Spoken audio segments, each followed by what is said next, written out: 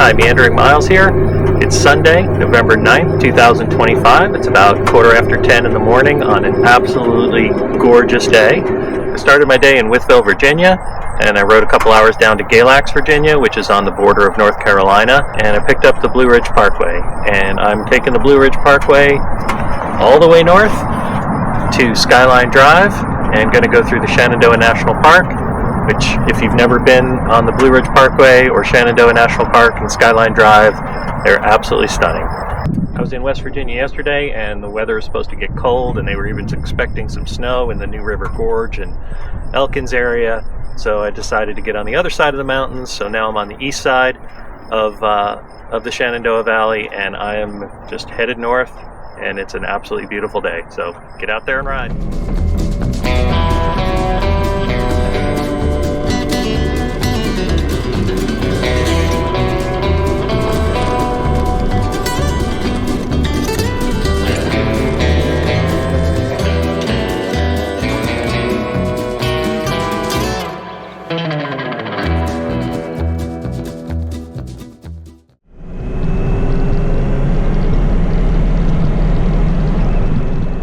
The Blue Ridge Parkway is a road I'd ridden many times, and I settled in quickly. The speed limit is a leisurely 45 miles an hour, which tells you right away that this is not a road for getting there quickly. But it is a road for making good time, emphasis on the good.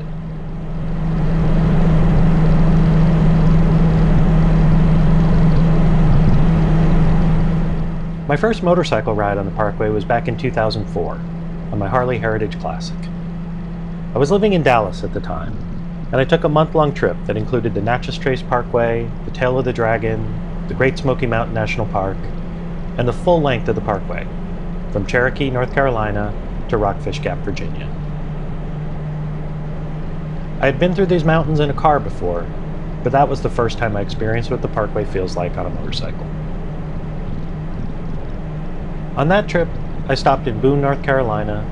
I visited my grandmother at Smith Mountain Lake, Virginia, and I stayed with some friends in Charlottesville.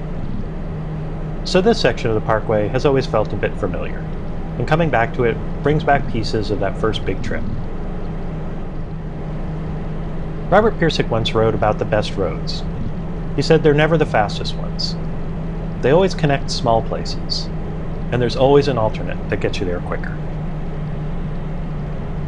The Blue Ridge Parkway fits that description perfectly. It's a deliberate meander. It's never the fastest or most direct way to get anywhere, but it's always memorable. If you're enjoying these motorcycle travel videos, I'd appreciate it if you'd hit the like button and subscribe. It really does help the channel grow, and it keeps me motivated to make more videos.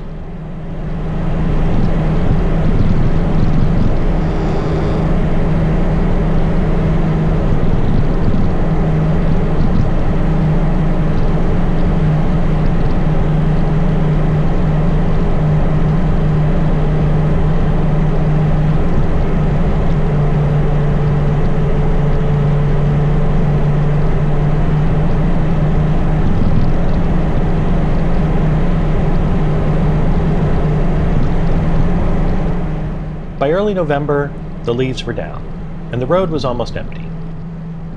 I had just under 200 miles ahead of me, and it didn't take long to settle in. Smooth pavement, light traffic, easy curves, and wide views.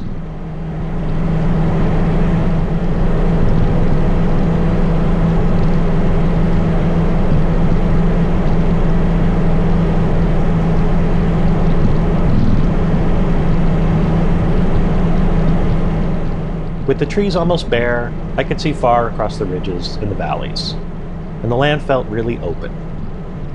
You could appreciate the shapes of the mountains and the breadth of the valleys. Don't get me wrong, peak foliage is a great time to ride the Blue Ridge Parkway, but it does get very, very busy.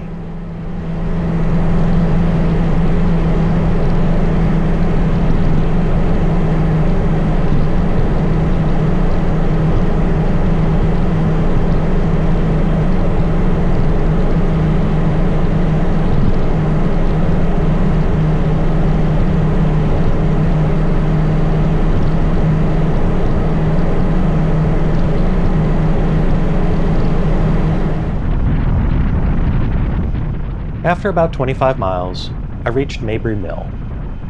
I'd passed it before, but had never stopped. The light was good, the sky was clear, and the mill looked too good to ride past again.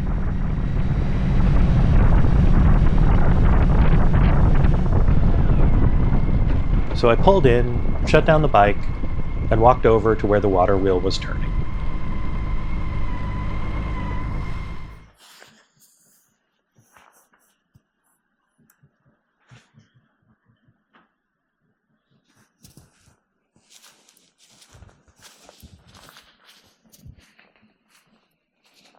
And so here I am in the Shenandoah Valley on the Blue Ridge Parkway. And I haven't ridden the Blue Ridge Parkway since 2004. And it's just still stunning. It's just stunning and beautiful. And so I'm going to walk over and check out the mill.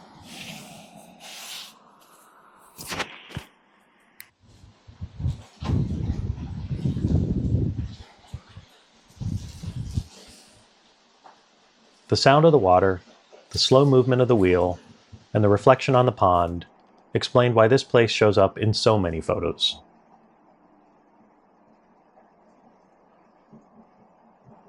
Ed and Lizzie Mabry built the mill back in the early 1900s. The creek here didn't have enough flow on its own, so Ed had to divert water from a couple of sources into a single race to get the wheel spinning. Over time, he added a sawmill, a woodworking shop, and a blacksmith shop. And what stands today is a restoration that reflects what it looked like when it was in use. Simple, practical, and part of the everyday life in these mountains. It was a short stop, but a good one. If you get a chance, it's worth it.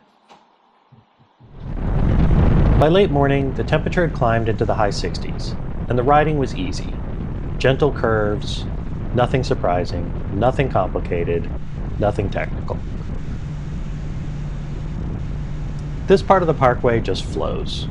The curves link together cleanly, the grades are predictable, and you move from ridge to ridge with the sense that everything was placed there with a purpose.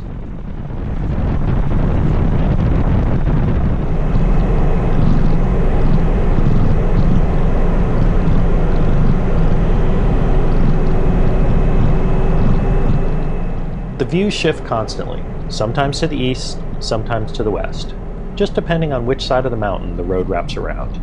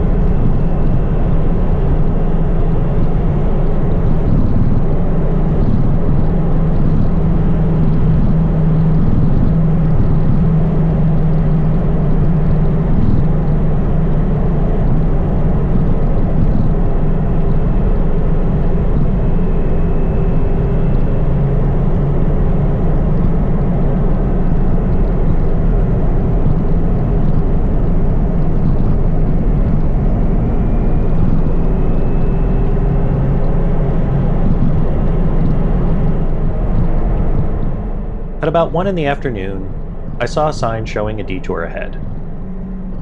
The parkway's had some rough seasons with storms and washouts, and this section near Roanoke was still under repair.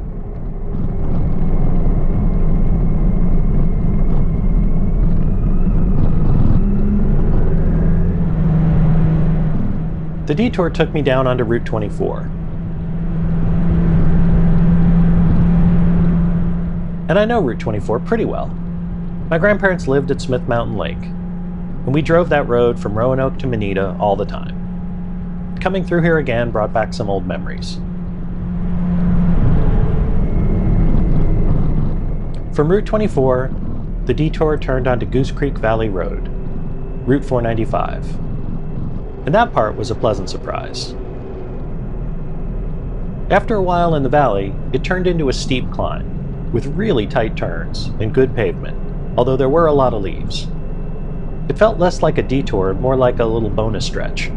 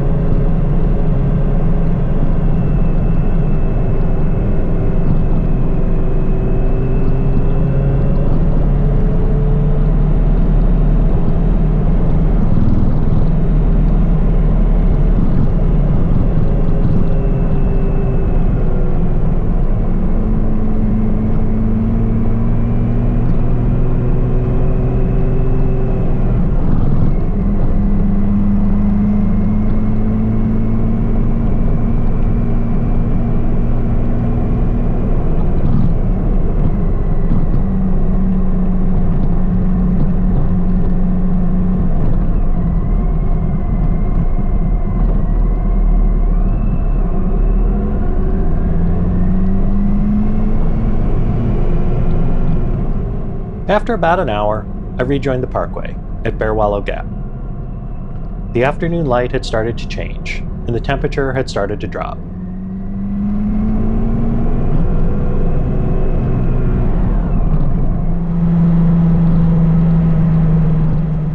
The views opened and closed as the road bent along the mountains, and the overlooks showed the ridges and the valleys.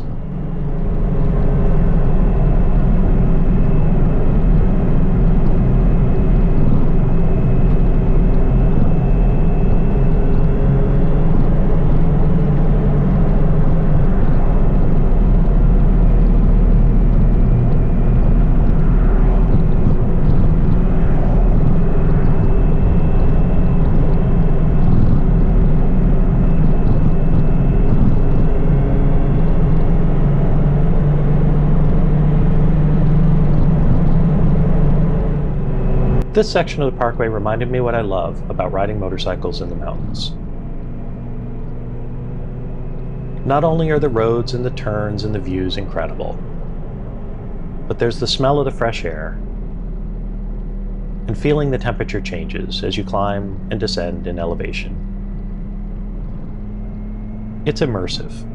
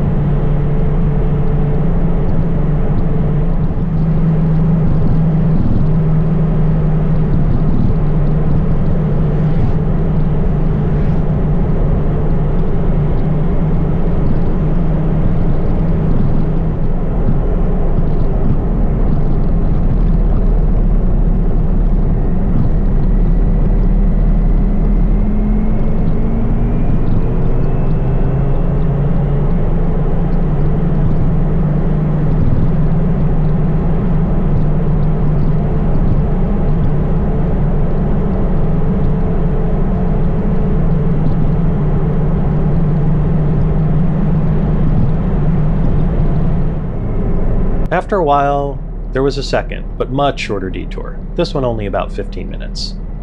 A reminder that the parkway is still recovering from storm damage, especially further south in North Carolina, where Hurricane Helene caused more serious problems.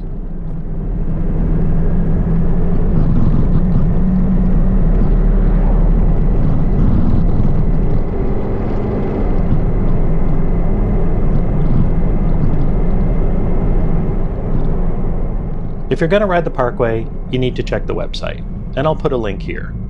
There's always construction, closures, and work being done, so something's always happening on the parkway.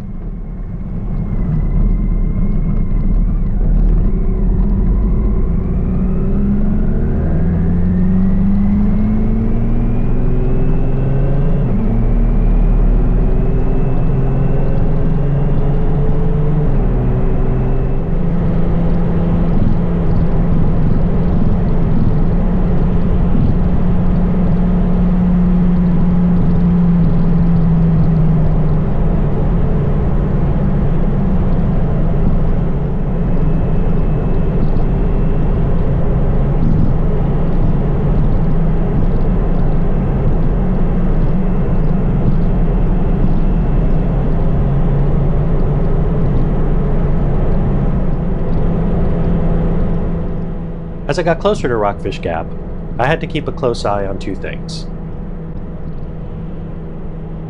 First, the mileposts, counting down to 0. And second, the miles to empty on my fuel gauge, counting down to 0 as well. And these two numbers were disturbingly similar.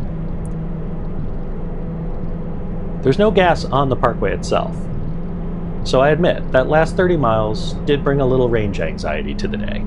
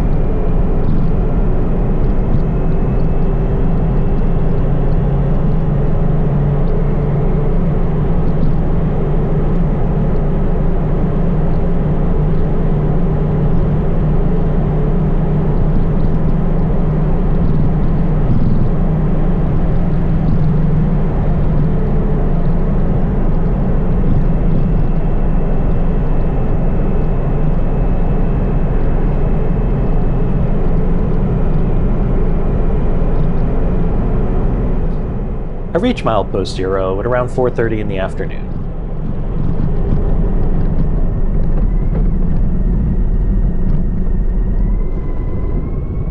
The light was fading, the temperature was dropping, and the bike was really thirsty for fuel. So I filled up at the first gas station and headed into Staunton for the night. I checked into the Avid Hotel and I grabbed an Uber to Chili's. And I ended the day with a burger and a beer.